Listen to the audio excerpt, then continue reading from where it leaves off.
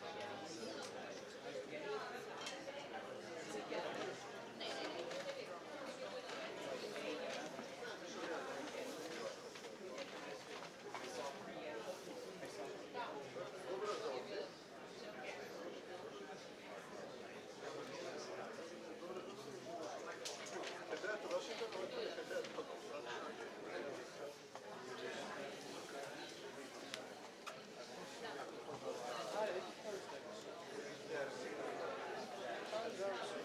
Okay.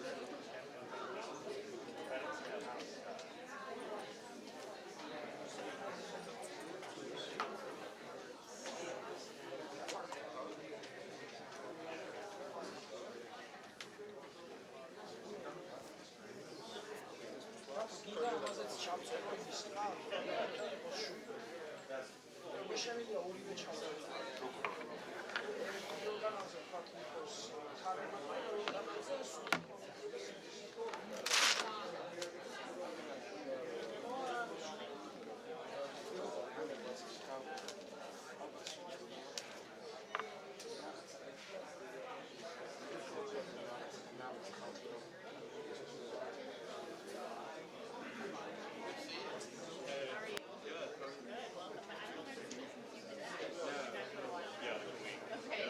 Still kind of recovering from my jet lag.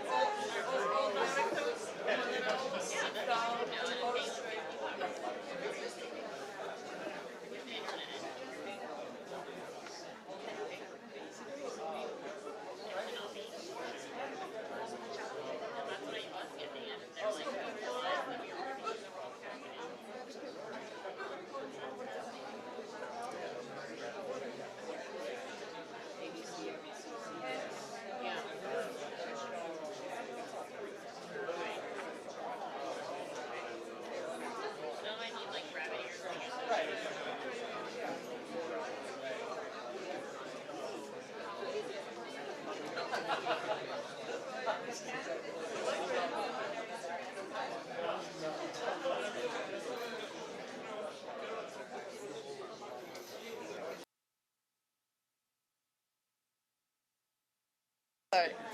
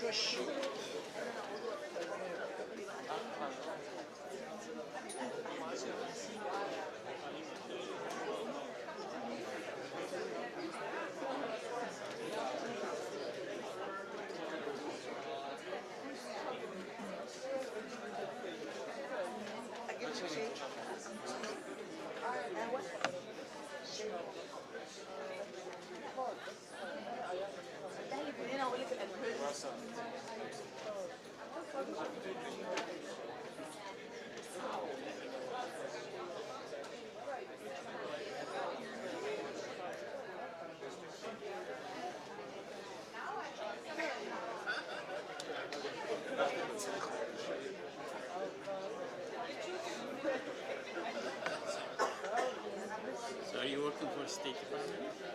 Most of the time, yeah. So good.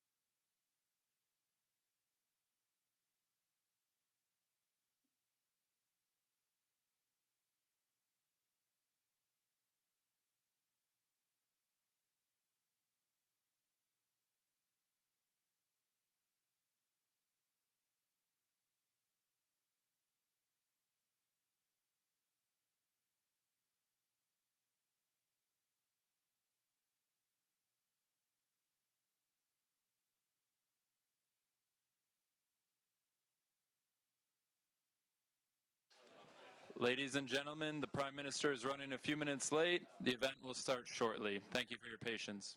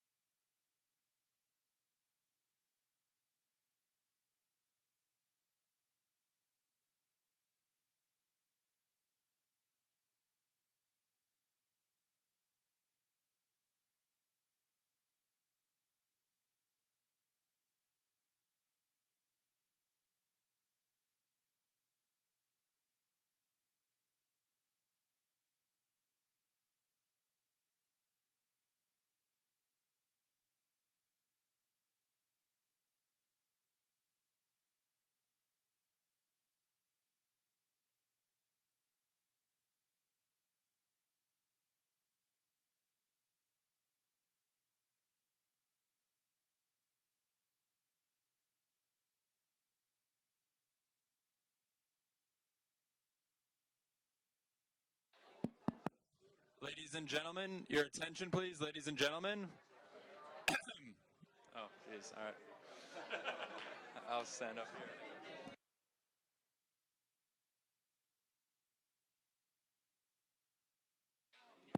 Ladies and gentlemen, your attention please. Just to let you know, the Prime Minister is running a few minutes late, but the event will begin shortly. Thank you for your patience.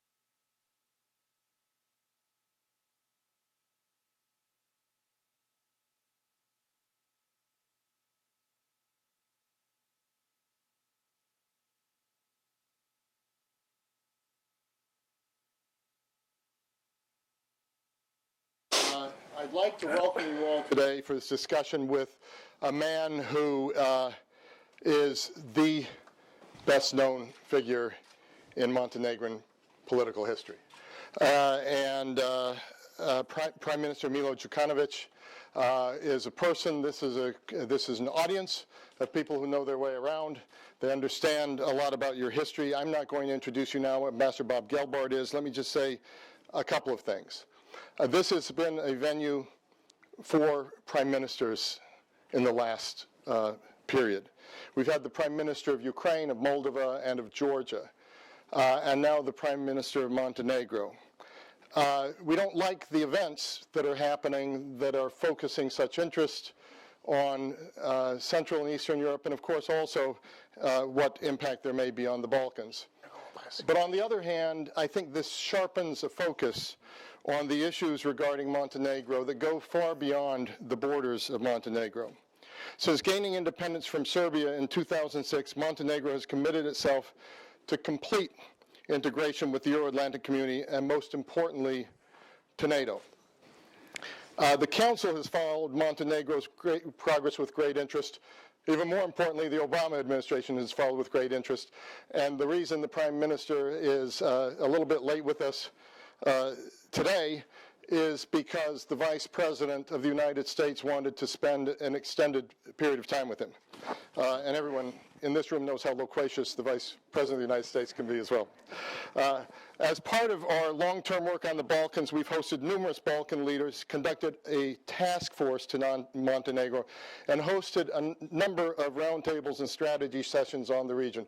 We understand that Balkan stability and forward progress is crucial way beyond the borders of the Balkans and has been that way throughout history. We hosted your previous Prime Minister, and we're delighted to host now the man who is both his successor and predecessor. Many of you are aware of the progress Montenegro has made on its efforts to move toward NATO. One of the 4 countries who have officially declared their intention to become a NATO member, Bosnia and Herzegovina, Macedonia, Georgia, and Montenegro. Our guests here today are on a direct path toward membership. After meeting the obligations from the Partnership for Peace, Montenegro was granted a membership action plan in 2009. Since then, the country has made remarkable strides in implementing necessary reforms. Only 2 weeks ago, NATO Secretary General Rasmussen made a public statement of support for Montenegro's integration into the NATO alliance and commended the country for the positive role it plays in the Western Balkans. This has reinvigorated and also we're seeing increasing signs that other members of the Euro-Atlantic family may be ready to embrace Montenegrin membership. The German ambassador to Montenegro, in an interview last week, put rest to the speculation that his country would block Montenegro's membership invitation, going so far as to say Montenegro was first in line to join NATO. Even outside the immediate Balkan region, Montenegro has already made significant contributions to the alliance. A full 11% of Montenegro's military budget has gone to NATO's ISAF mission in Afghanistan. And Montenegro is one of the few countries who have agreed to remain in Afghanistan during the transition period following the expiration of the ISAF mandate. That said, Mr. Prime Minister, we know the challenges remaining on the path to NATO are considerable, and we look forward to your comments regarding that and whatever you can tell us as well about the progress that you've made while in the United States thus far. Finally, I want to emphasize something we've talked a lot about the Atlantic Council, but doesn't always get heard, but I think at this time of history, there may be more attention to this. We can't think of this process in terms of an isolated wish by a country that needs a collective security system to ensure its national defense. A country like the United States does also have to focus on its national interests in a global context. Now more than ever, we should be looking beyond to what NATO represents as a mechanism for stability, peace, and security for the entire region. At the Atlantic Council, we like to emphasize the notion of a Europe whole, free, and at peace we hope eventually also to include Russia. And this will require not just the involvement of large military powers, but also the integration of smaller countries. In recent months, we've seen the crisis erupt in Ukraine and witnessed increasing challenges faced in other strategically important regions. It is thus key that we encourage countries like Montenegro, who've exhibited a will and an aptitude to move down the path to the transatlantic community. In the face of these crises, it is important more than ever that we get our responses right. The future of a free and secure Europe rests in the hands of pivotal regions at Europe's borders. So with that, I'd like to pass to Ambassador Robert Gelbard, a member of the Executive Committee of the Atlantic Council Board, to introduce the Prime Minister. Ambassador Gelbard is a former ambassador to Bolivia and Indonesia, and in this context, very importantly, former special representative to the Balkans for President Clinton. Ambassador Gelbard.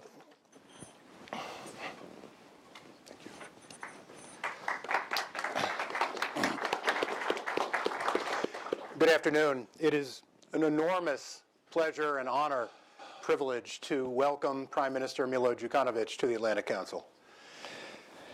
Prime Minister Djukanovic is a man who is truly a person with tremendous foresight, one who, by dint of personality and will, has brought Montenegro to independence and brought them to the point where they now are in an excellent position for NATO membership, and then after that for EU membership. We had the opportunity to first know each other in 1997, when then Prime Minister Djukanovic was, in one of the 6 times, I believe, he's been Prime Minister, was on the verge of being elected President of Montenegro. He had made the decision to break away from Milosevic and bring Montenegro toward the West, and that heralded a close relationship with the United States and with the European Union. These were tumultuous times with the Dayton Agreement and its aftermath, with the events leading up to and including the Kosovo War. And Milo Djukanovic proved to be a close friend of the United States and a man loyal to his own country and his own people. Without going into a lot of the things that occurred during this time when we were spending an enormous amount of time together in Montenegro and elsewhere, talking and working together, I will say that one of the most extraordinary achievements was his willingness to allow Montenegro to be a forum and a safe haven for Zoran Đinđić, the man who became Prime Minister of Serbia after Milosevic's downfall. And he provided a venue for me to meet with the Serbian Democratic Opposition and to work with them as they began to try to plan for the future post-Milosevic. As of 2006, with the independence of Montenegro, Prime Minister Djukanovic, or I think you were president at the time, perhaps, I don't. It's always hard to get his position straight, began talking about the need for NATO membership as a way of locking in Montenegro's security. That is something I believe certainly has taken too long. And I think particularly in these tumultuous times, as Fred described, we need to be thinking about working closely with our friends, working closely with a country which is so desirous of NATO membership, and bringing them into the fold of NATO. The economy has been developing. Montenegro today is an encouraging place, and we see that this government is really one of the outstanding ones in southeastern Europe.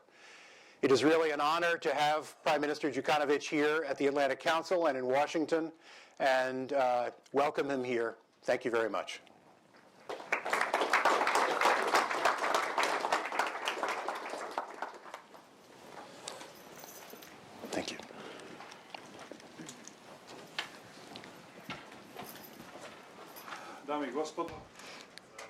Ladies and gentlemen, first of all, thank you very much for this extraordinary opportunity in this prestigious institution of Atlantic Council to allow me to address such a crowd.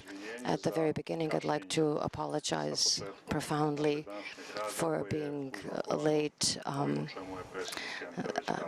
which you find out about. I'd like to thank Mr. Kempe and Ambassador Bob Gelbert, to thank him for this very affirmative announcement. I shall try to, through a very rational introduction of Montenegro and region, save some time for a dialogue that is always the most interesting thing of these gatherings. I have decided that my address be divided in 4 theses. The first is, where is Montenegro today? When on May 21st in 2006, that's when we had a referendum in Montenegro on the independence of Montenegro. This is when we were talking about our independence. Not rarely have we had to introduce this idea to our partners and counterparts. Why are we doing it on the beginning of the 21st century? Our explanation was we want to take our own responsibility for our own future. And we want that future to be part of the European Union and Euro-Atlantic integration. Where are we 8 years later? I think that Montenegro has fulfilled the realistic expectations, both the domestic public and as well as international partners. As in the years before and right after the referendum, we have fulfilled our obligations very responsibly. I will remind you that at the time, Madam Albright called us then that we are oasis of multi-ethnic democracy in the turbulent Balkans or war-torn Balkans. Later, we become strong support to a democratic opposition in Serbia while they were fighting for democratization of their country. After that, we were promoting European democratic standards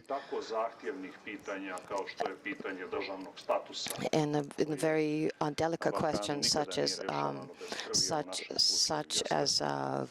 state statuses, which is always a bloody procedure in the Balkans. We were the state that, in spite of the really lot of baggage with Serbia, we recognized Kosovo, and not only considering our own national interest, but as well, we were thinking that recognizing Kosovo was an important thing for the stability of the region. We did all of that, I'm mentioning, because of where we are now. Montenegro today is leading the Western Balkans in the way that we are the leader of the countries that are still not integrated in European Union and NATO. You know, Slovenia is member of European Union and NATO, Albania is member of NATO, and Montenegro is the country that is on the forefront joining to NATO. Where we concretely, as far as European Union, we have started negotiations. We have opened them and temporarily closed them. We have 7 negotiating chapters, including the most complex ones. As some of you may know, European Union is starting with Montenegro with the explanation that they're doing it because of bad experiences from the past. They have changed their negotiating strategy, and they're now insisting on initiation they're insisting the most complicated requirements of the rule of law. In the previous experiences, they were the ones that you closed down at the very end, but not in the case of Montenegro, and I deem that they will continue throughout the entire negotiating process. We shall continue to do so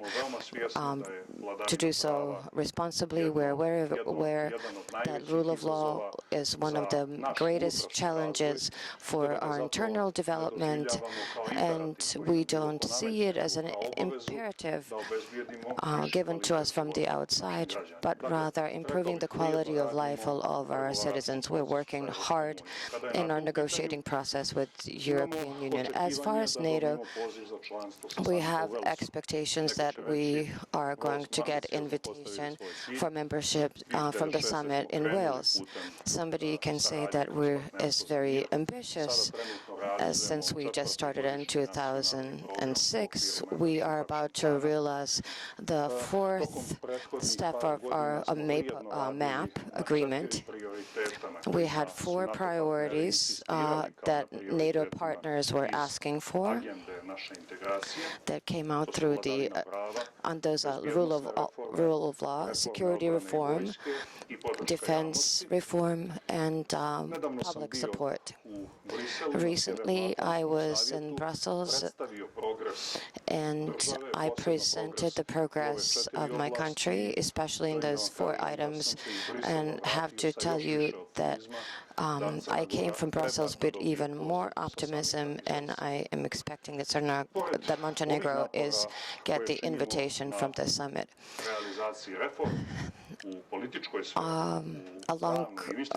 Along all of these achievements that we're working on,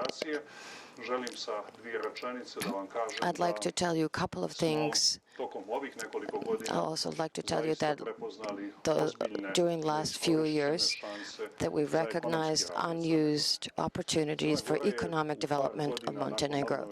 Montenegro was the country with the most dynamic economic expansion.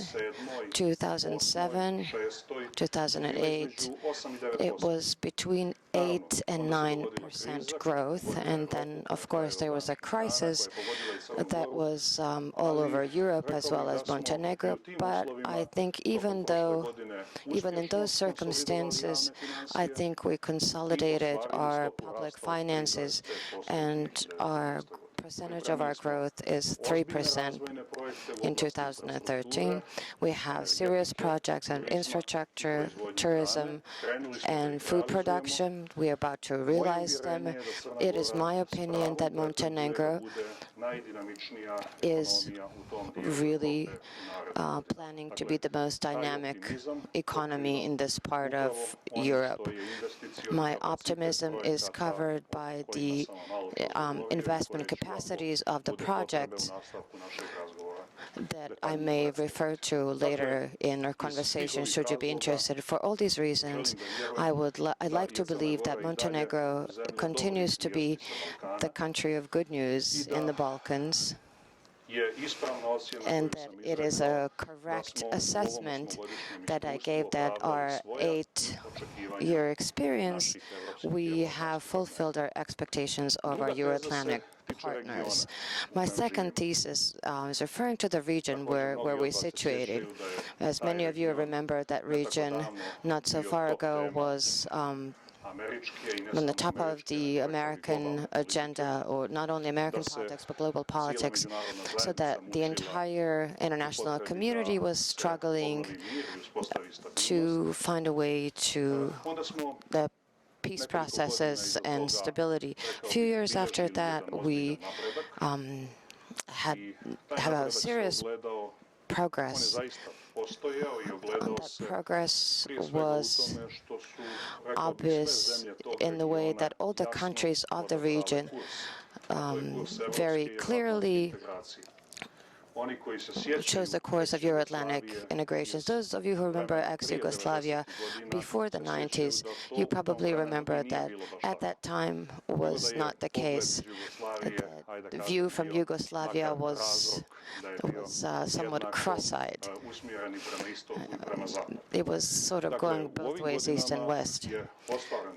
At this point, progress was made, but what I'd like to emphasize, there are a few issues that need work. First of all, I'll mention two of them and third one briefly. First of all, it is non-functionality of Bosnia and Herzegovina. I think everyone remembers bloody war in Bosnia. We remember Dayton Conference. We remember Dayton Peace Accord. One thing what we don't notice is that time flies. It's been 19 years since Dayton Peace Accord. It's long enough that with the effort of domestic stakeholders as well as support from international community, the state should be more functional than it is right now. It has not happened. The recent experiences are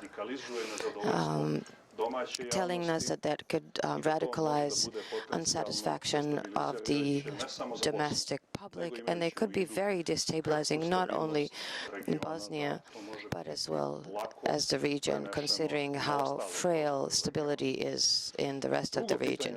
Second issue that I'd like to emphasize is Macedonia, which is completely blocked in the processes of Euro-Atlantic integrations. You probably remember that Macedonia's integration was announced in 2008 in Bucharest, and because of issues with Greece, that hasn't happened. Now we have an opinion that Macedonia is not closer to NATO than it was in 2008, and I would dare say it is further from the integration than it was. That is also something that is concerning, and it's not a national question. It's not the issue of only national question. Unfortunately, all the issues in the region have regional importance in regional stability, and I think it's extraordinarily important to do extra efforts to continue further with the process of Euro-Atlantic integration. And then third issue that I said I mentioned is the relationship with Serbia and Kosovo. As you know, we had a long standstill on this particular issue, but what I'd like to share with you is my satisfaction that there has been a positive development with thanks to both sides, and that is something that is very encouraging.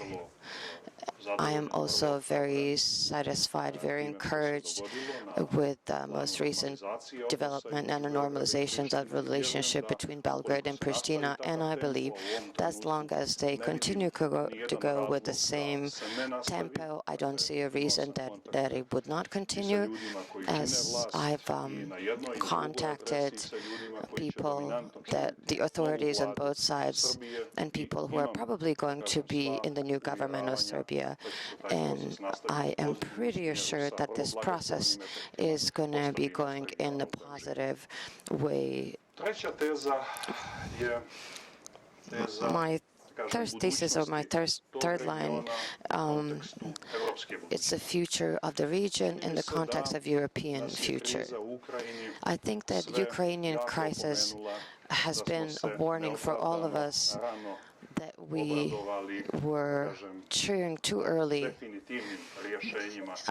while thinking that European solutions or integration is a definite achievement in terms of so-called European freedom.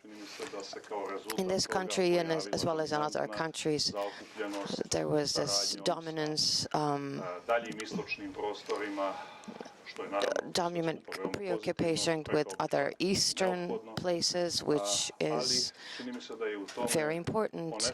However, I feel like there was a lack of attention for finishing certain processes in Europe, including the process of integration, including the process of additional stability of the Balkan states and their integration.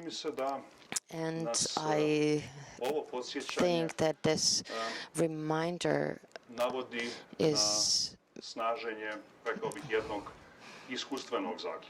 strengthening this experiential conclusion.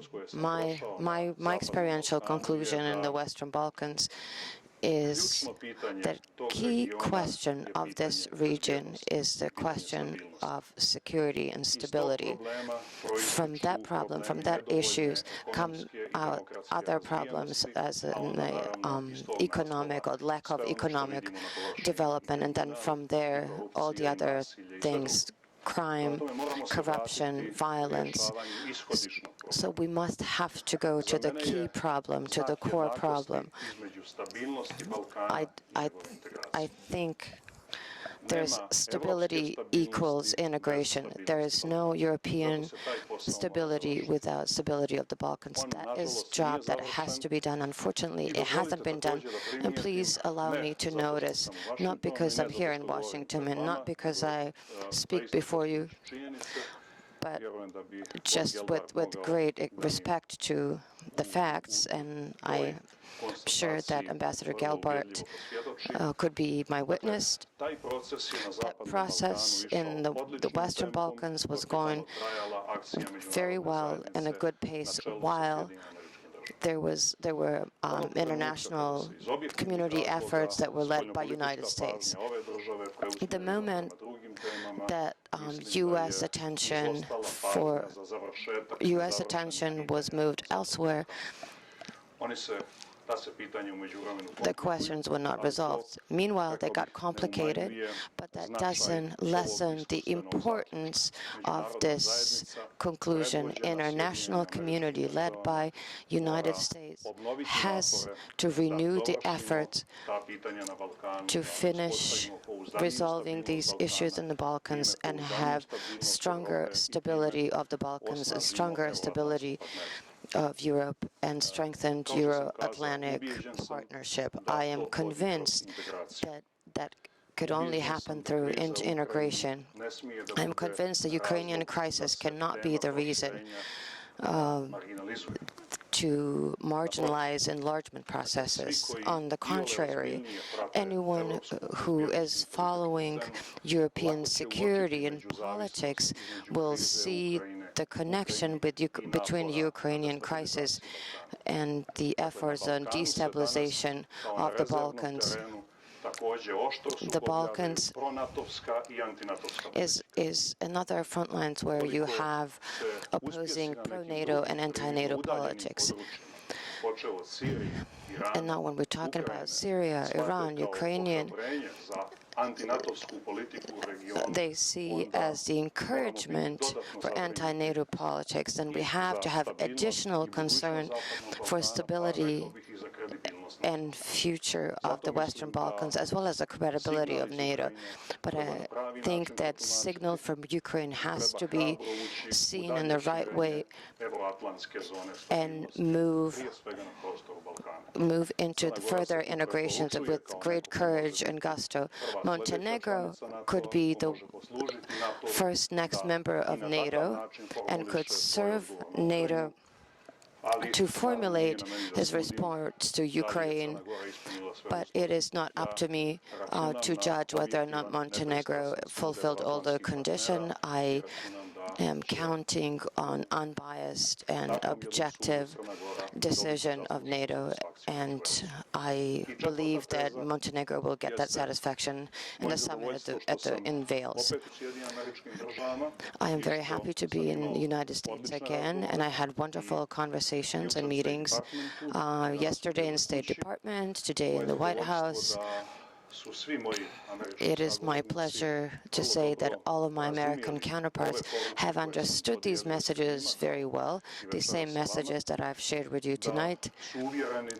They are convinced the process of NATO expansion has to continue, that they're pretty convinced that Montenegro is a positive example in fulfilling the standards, the qualifying standards for NATO membership.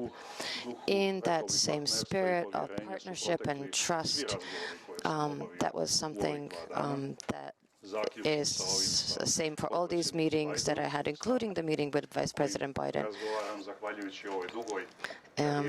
with whom I have spoken thanks to my very long career that Mr. Geldof was referring to. So tonight I am here before you with great encouragement and encouraged by messages in Washington that if we do our part of the job in the next few months, that we will have very strong support in this country in our strategic goal, which is membership in the NATO. I think this is all that I wanted to say at the beginning, and I will be very happy to answer your interests.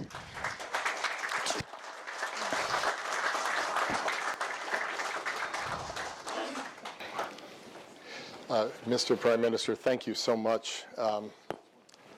Sorry. Okay. Thank you so much for what make sure that you have it on the right one. Thank you so much for what I think was a very important statement. So, koji kanal? 8, ali nemam. Okay. Have you got it? Have you got it now? No, ne No. That do it? Nope. No. Here.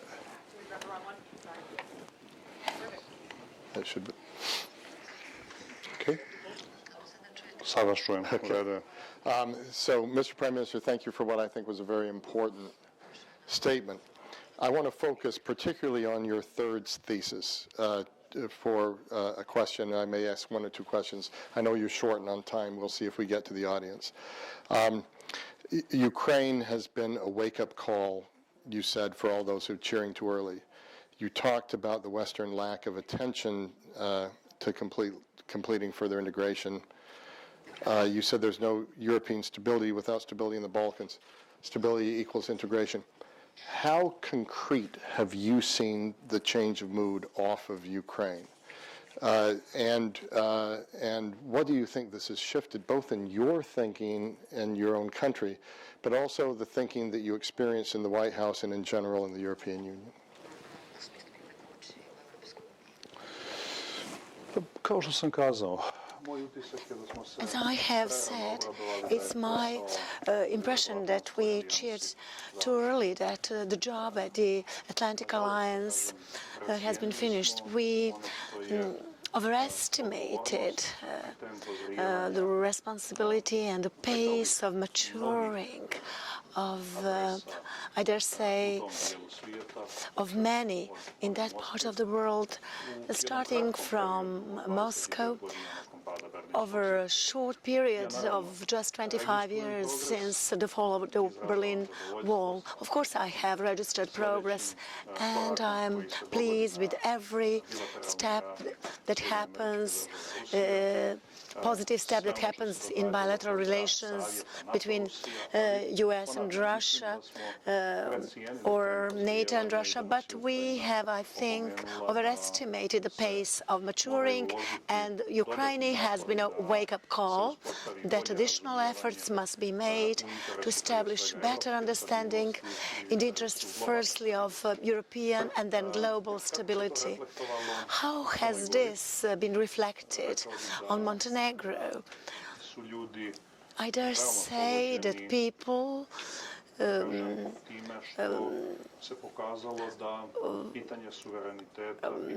find it very awakening by the fact that it has been shown that sovereignty is not something to be taken for granted in the new world order in the 21st century. And I dare say that all the people in Montenegro, as well as in the region, they condemn endangering of the sovereignty of Ukraine. On the other hand, I feel that this circumstance has strengthened the awareness of people of how important it is to belong to the Euro-Atlantic zone of security. Despite the fact that I could subjectively say that the growing trend of support by the public for NATO membership is a result of our strong communication strategy. Of course, I would not underestimate the reflections of the Ukraine crisis and the dangers that people see as a result for themselves, so that they see that belonging to NATO could strengthen our stability.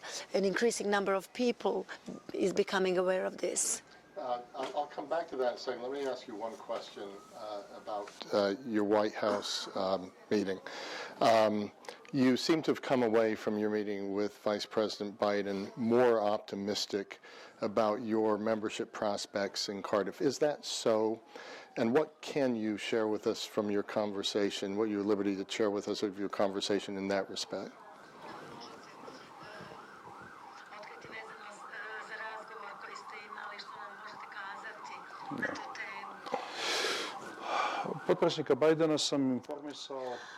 I have informed Vice President Biden of what we have been doing, wishing,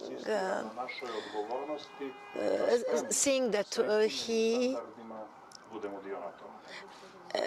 and we have stated that we want to be ready to meet all the standards. We, in the wake of the Ukraine crisis, we are not looking for any concessions or shortcuts, by no means. What I have insisted is that we must not allow that due to the Ukraine crisis there should be a lack of attention for the enlargement issue. And this is something that strikes me after my talks in Europe. And I feel that it is terribly important that it should be Washington to point to the Europeans this shortage of attention. And I felt that Vice President Biden is someone who is well placed for this, given his reputation as someone who was very involved in foreign policy and issues of NATO enlargement, and knowing him as someone who is very knowledgeable of the Balkans. I have spoken to him on many occasions since 1995, and I felt that he should be someone and could be someone who could draw the attention to the European partners that they may be having a shortage of attention for this issue of enlargement. So this was the spirit of our conversation today. Montenegro certainly has a duty to continue with reforms so that gives good arguments to our American partners, and there's certainly someone who understands our need not just of Montenegro but of the Balkans, and they are ready to support us. One more question from me, and it's in two parts. You talked about the four issues: rule of law, security sector reform, defense reform, and public opinion. My question on public opinion is, you say that it's moved since Ukraine. Montenegro's had historically close ties with Russia. I think as much as 39-40% of the public still rejects being a member of NATO.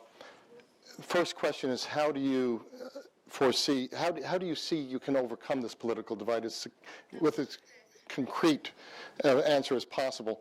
And then the second part of the question, of the three other areas, what has to be accomplished in concrete terms between now and Cardiff?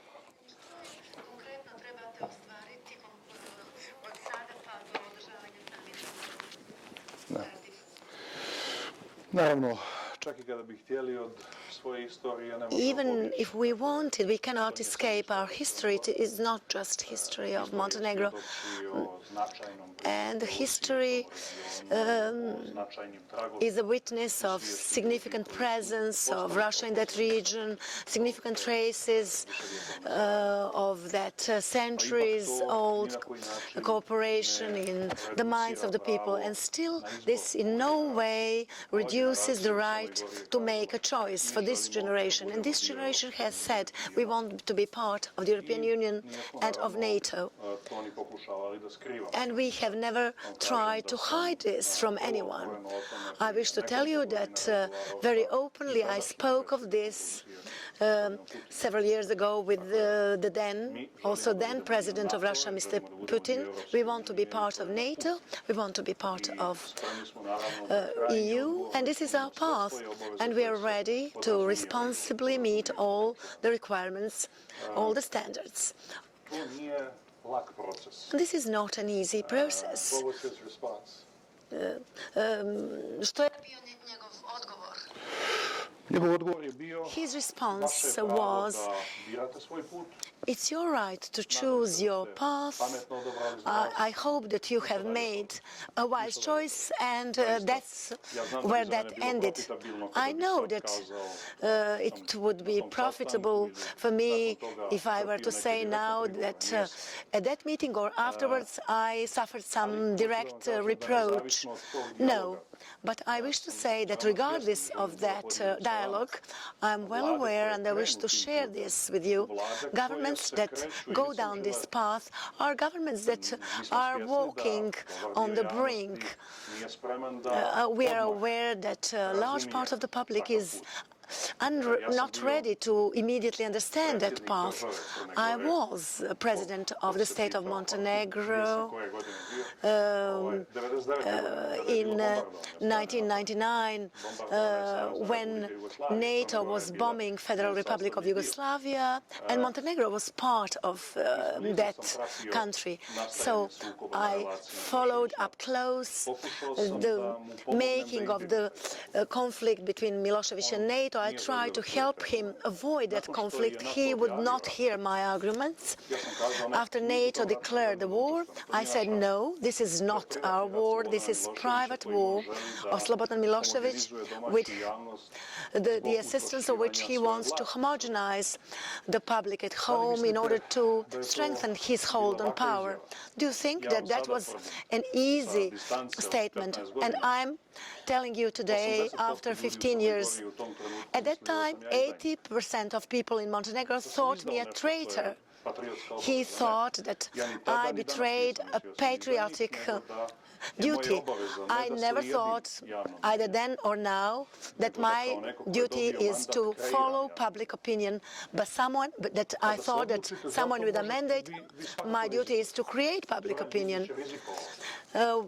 Zoran Djindjic took a risk, and regrettably he lost his life. But I think it is a duty of a responsible statement to make moves and to risk. I was more fortunate than him.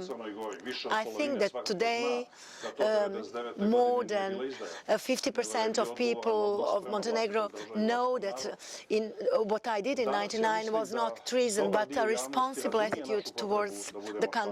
I think that a large number of people understand our need to be part of NATO.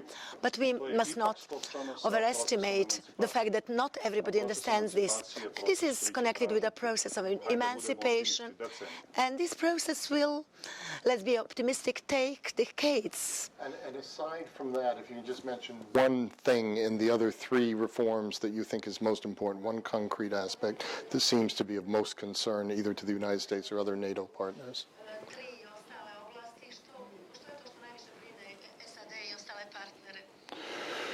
Vladavina prava je, kao što znate, The rule of law is a topic on which there is rightly insistence, and not only when Montenegro is concerned. This is a civilizational challenge, especially when we speak of countries which have recently gone through the experience that the Balkan countries have had.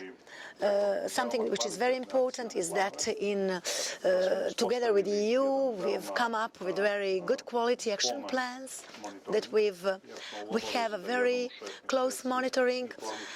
We have a duty to inform European Commission once in 6 months of our progress. So I think that positive developments are happening through constitutional reform, legislative reform, and concretely resolved cases. Second chapter, reform of the defense sector and armed forces.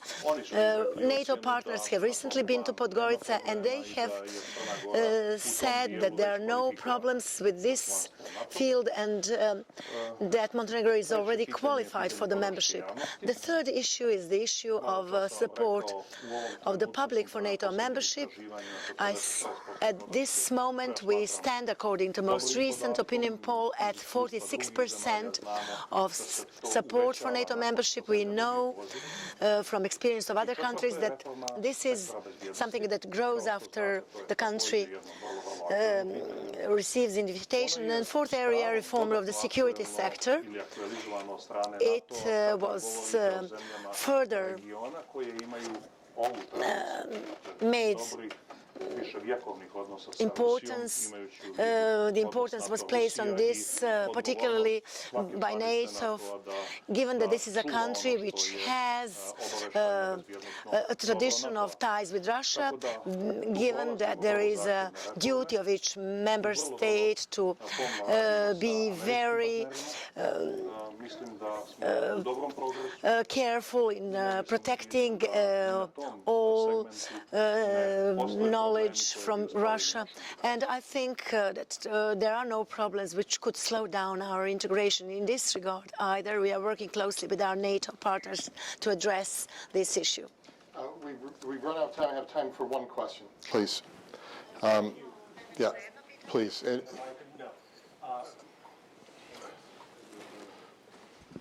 Thank you very much, Fred. My name is Edward Joseph with Johns Hopkins SAIS. Dobar dan I dobrodošli, gospodine premijeru.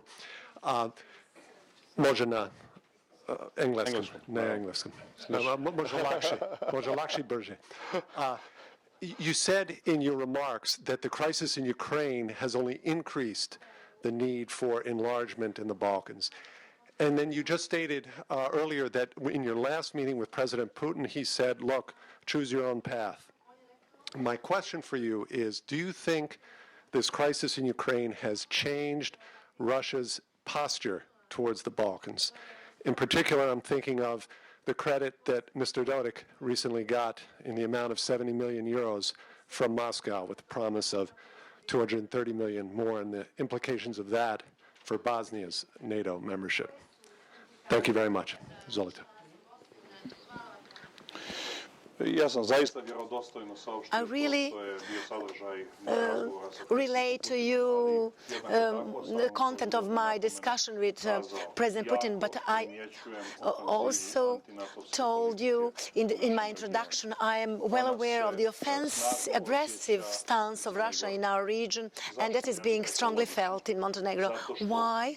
Logically, because those promoting this policy now believe that Montenegro is the most promising aspirant for NATO, so that it might already in Wales receive an invitation.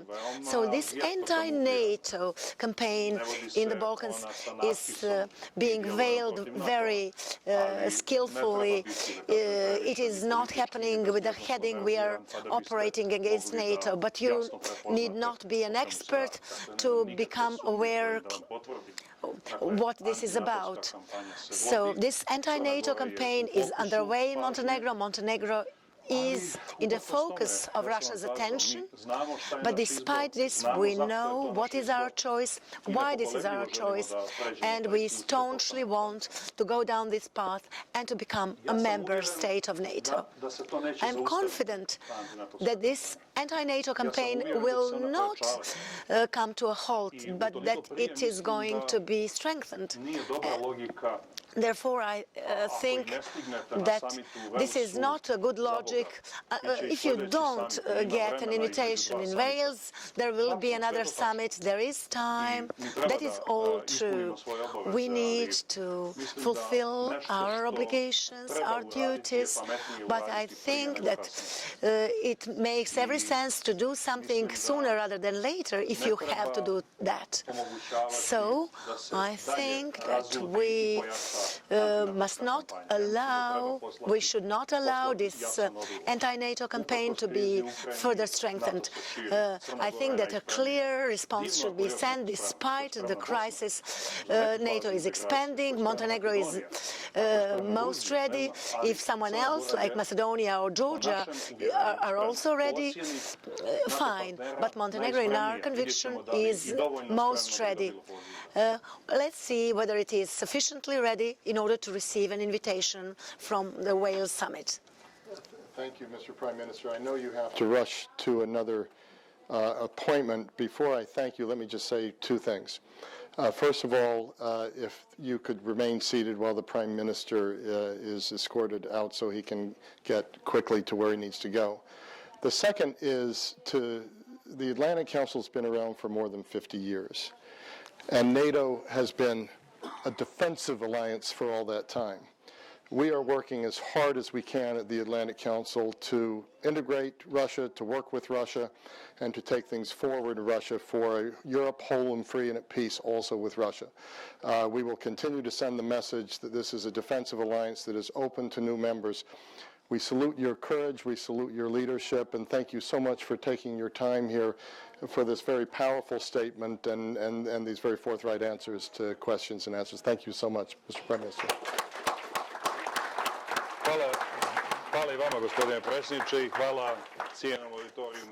Thank you, Mr. President, and thank you to the audience who listened to me and who took the reasons why I was late.